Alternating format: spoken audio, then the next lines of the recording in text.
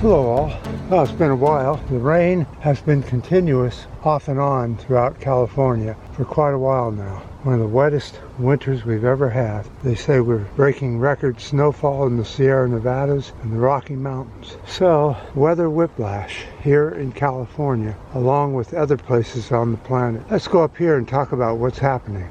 Alright, so what I wanted to talk to you about was what's happening in the Pacific Ocean here on the west coast of California and South America. What is going on? Well, La Niña has completely disappeared and El Niño is coming on so quickly. Scientists and weather people alike are just amazed at how quickly it is developing and how quickly the cold waters off South America have disappeared.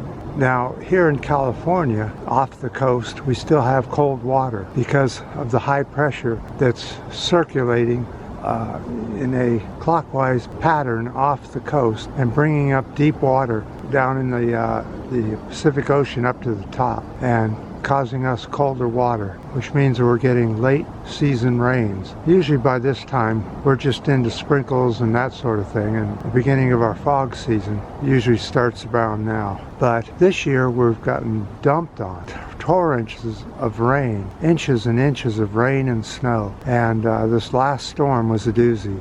A couple days ago it was raining very hard and the winds were very, very strong. Blew over lots of trees, caused damage, disrupted traffic and all that stuff. And we haven't seen winds like that in probably 15 years. But it was strong. They were very, very strong. I was hearing winds I haven't heard like it since I've lived where I live. And we've lived there for over 30 years. So the weather is very, very different now than it's been in past years. The drought here in California is virtually over. We've almost caught up to everything in inches of rain. The reservoirs are all filling up quite nicely. The rains have soaked the ground, so the trees and the bushes and everything have plenty of water, and plenty of water in the creeks and rivers for the wildlife to drink. So that's one good thing about the shift from La Niña into El Niño. But unfortunately they're saying that there's going to be an anvil. They're predicting an anvil of hot water going way, way over across the Pacific this year, starting in fall. That El Niño will be probably one of the worst we've seen, and that will bring on heat waves at the end of this summer and next summer that we probably won't believe, and will probably cause death all over the world of humans and animals because we won't be able to deal with it, and growing food in these kind of temperatures will be very difficult. So it looks like the apocalypse that everybody's been waiting for so much for and wanting is just around the corner and will start producing very quickly. Along with El Niño comes warmer temperatures in the Arctic. Now I wanted to show you this in the Arctic, what sea ice coverage is going, what the levels of sea ice are. And as you can see, we're at record lows and dropping very rapidly. We're at record lows more than we were the years before. So we just keep going less and less ice extent and more open water, which means that the sun's rays heats up the water and melts even more ice and causes more warming in the Arctic, which causes more melting. It's just an ever-ending feedback loop. And the more we drive our cars and the more we use plastics and the more, what on earth is that?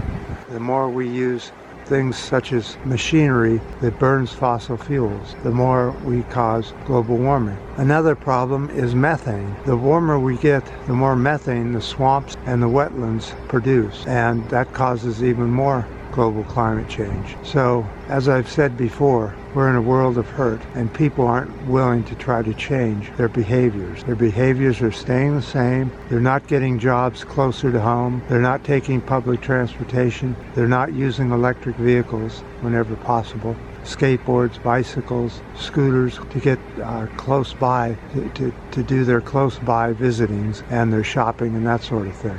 They're just not doing it. They want the comfort and the convenience of a car, and that's what they're going to stick with all the way to the end. You watch. We will not stop using our cars, even when it's 120 to 130 outside. We will stay in our cars and our vehicles, because by then, how can you get anywhere?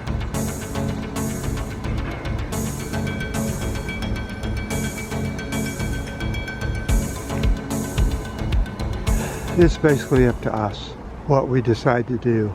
Joe Biden has opened up the Willow project, given the go-ahead to drill for oil up in Alaska, which is just awful. That's polluting one of the last wilderness areas on the planet, and we're going to continue on drilling for oil. And we've almost completely forgot about the Willow project already. We've said, oh, there's nothing we can do about it, let's give up on that. Well, that's just going to add that much more CO2 and methane to the atmosphere, and it will cause us to go into spiraling heat waves, droughts, and food starvation sooner than later, because we decided to give up on that and not fight to stop the Willow project. Okay, people, well, that's about it. We have another big storm coming tomorrow, and then after that, for a week or so, we have clear, warm, beautiful skies coming.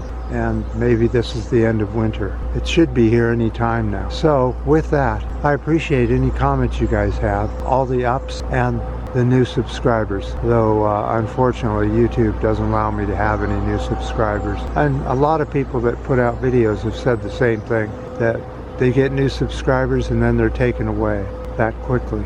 We don't know why, but that's part of YouTube's algorithm, is to remove subscribers. So if you know you subscribe to this channel, check it and make sure that you're still subscribed.